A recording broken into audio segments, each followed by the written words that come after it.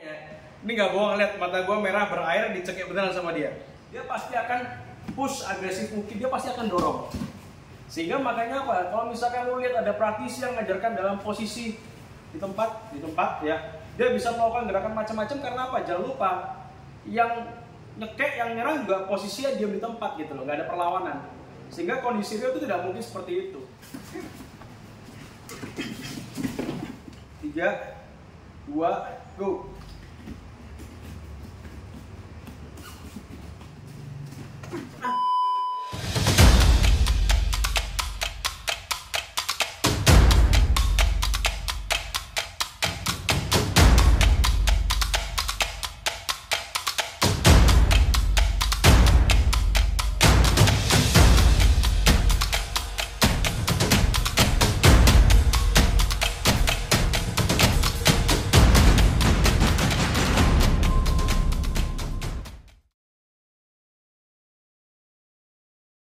Video kali ini gue akan membahas bagaimana cara escape atau melepaskan diri dari serangan cekikan posisi dari samping. Oke, saksikan terus. Oke, jadi banyak sekali praktisi yang mengajarkan bagaimana cara melepaskan diri dari serangan cekikan ya. Tapi ini spesifik dari samping. Jadi misalkan kalau dia lagi jalan, tiba-tiba ada orang dari samping yang berusaha choke dia, ya, atau ada serangan mendadak dari samping, itu kira-kira kita harus bagaimana ya. Jadi ada beberapa video yang pernah gue lihat dengan gerakan-gerakan yang absurd dan juga aneh gitu, yang sekiranya nggak mungkin bisa escape dari situasi seperti itu. Nah, jadi di video kali ini gue akan membuka gambar kalian semua bahwa untuk melepaskan cekikan itu sebenarnya tidak begitu sulit selama lu tahu tekniknya. Oke?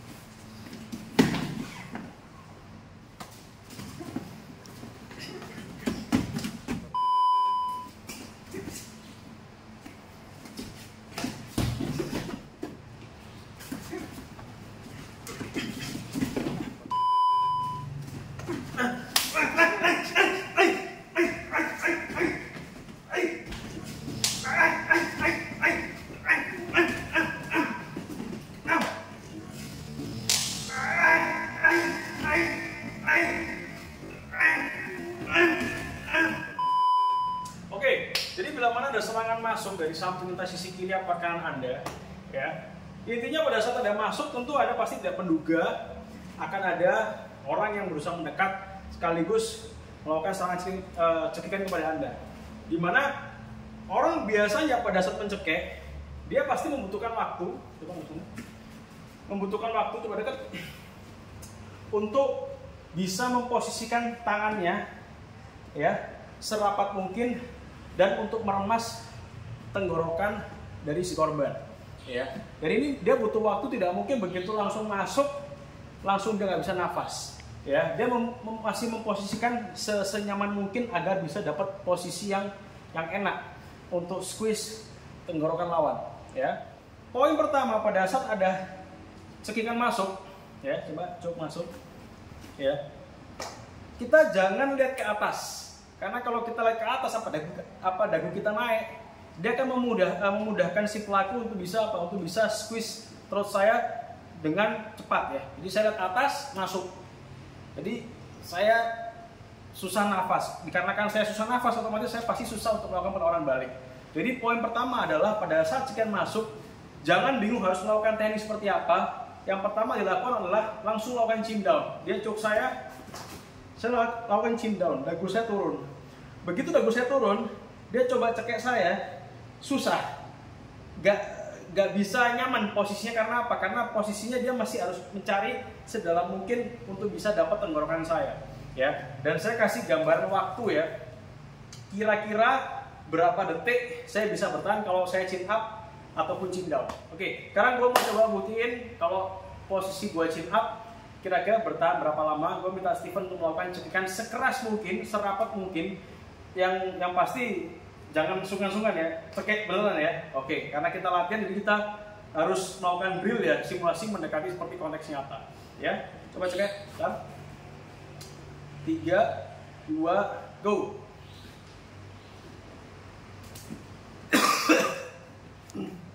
Nggak sampai 5 kayaknya. Ini nggak bohong, lihat mata gue merah berair, dicekik beneran sama dia. Itu posisi gue chin up, chin up. Sekarang coba posisi gue chin down. Dagu ngadep ke bawah. Kira-kira gue bisa bertahan berapa detik? Ya. Siapkan lagi. 3, 2, go.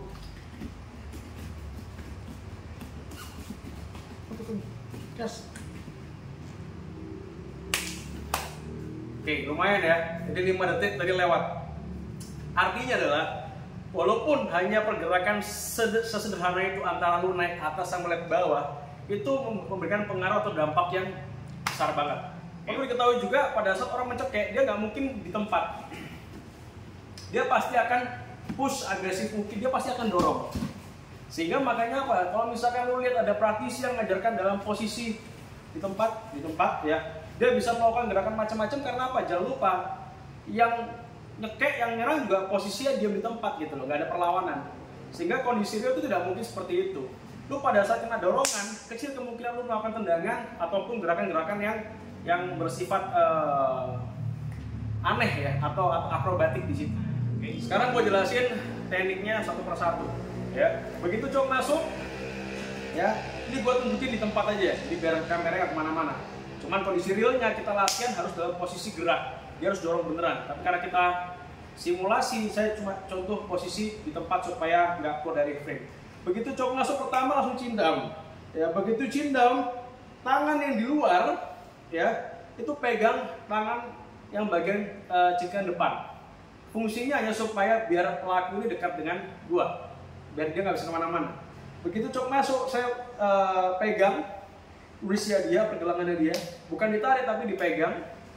Tangan yang kiri bisa lebih dekat. Tangan kiri ini saya serang ke arah groin. Ya, bisa dilihat sedikit serong di sini. Ini groin strike. Ingat karena ini posisi dari samping sehingga dekat banget nih.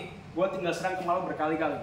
Ya, tapi jangan langsung menyerang groin. Kenapa? Karena tangannya dia masih stuck di sini, sehingga lebih baik lu pegang, lu tahan untuk mencegah terjadi hal-hal tidak diinginkan. Karena kalau misalkan lu serang groin ini, boom, dia mundur, otomatis ada jarak, dia bisa melakukan gerakan macam-macam. Tapi kalau misalkan gua pegang dia, gua strike berkali-kali, dia masih dekat atau rapat dengan gua karena gua pegang. Ya, itulah fungsinya untuk kontrol your opponent itu seperti itu. Begitu kepegang, gua strike to the groin berkali-kali, ya, untuk membuat rasa sakit yang amat sangat. Ingat, kondisi di real di jalan pelaku nggak mungkin pakai groin protector. Tapi kalau kita latihan tuh wajib menggunakan pelindung kemaluan. Pada saat kena kemaluan, 90% dia pasti posisinya menunduk ke depan. Ya, nggak mungkin dia tegak begini, pasti ke depan. Begitu ke depan ini memudahkan gua untuk angkat siku dengan tangan yang sama ke arah dagu. Ya. Begitu kena siku, posisi dia berubah, kesempatan gue adalah mencoba untuk manuver menghadap ke lawan. Situlah kesempatan gue buat ngabisin dia. Ya, coba dari sini kita different angle, coba masuk, sama ya, di chin down, grab his wrist, strike to the groin multiple times, elbow dengan tangan yang sama. Ya, saya bisa hammer, saya bisa pegang dia, punch beberapa kali, ini strike, boom. Intinya menyakitkan ke bagian-bagian yang vital di sini. Oke. Lagi gue lakuin secara slow ya. Cok. Ya, masuk. Oke. Elbows in. Pam. Gue pegang dia. 1, 2. Strike to the groin bisa. Intinya lakukan serangan bertubi-tubi yang membuat dia kecil kemungkinan bisa melakukan perlawanan kembali. Oke, sebenarnya pada dasarnya hampir semua jenis bela diri itu pasti mengajarkan bagaimana cara bisa escape dari situasi seperti ini. Tinggal tergantung lu milahnya adalah gerakan-gerakan apa yang menurut lu realistis dan juga efektif gitu. Dan jujur untuk gerakan seperti ini salah satu gerakan yang menurut gua cukup efektif dibandingkan dengan banyak gerakan lain yang gua juga pelajari. Ya, sebenarnya kalau memang kita ngomong secara no nonsense ya. Jadi sebenarnya teknik yang lain juga banyak yang sekiranya bisa membuat lu escape dari situ.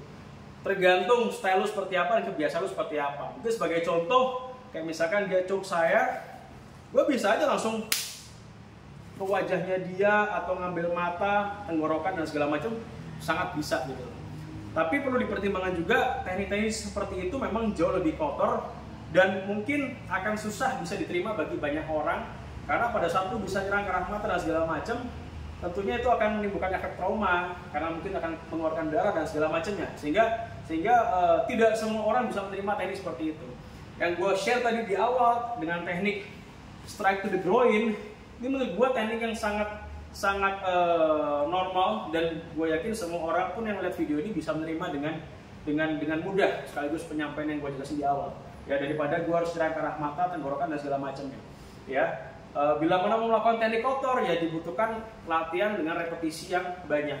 Kalau misalkan untuk belajar secara singkat, ya gue kira adalah teknik yang menurut gue bisa dipelajari di rumah dengan cara strike to the groin, ya, elbows, punch berapa kali, mau elbow juga bisa, terserah, atau palm strike bisa, terserah.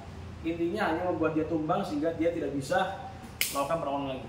Oke, itu video yang gue sampaikan, dan sampai jumpa di episode lain. Oke, thank you.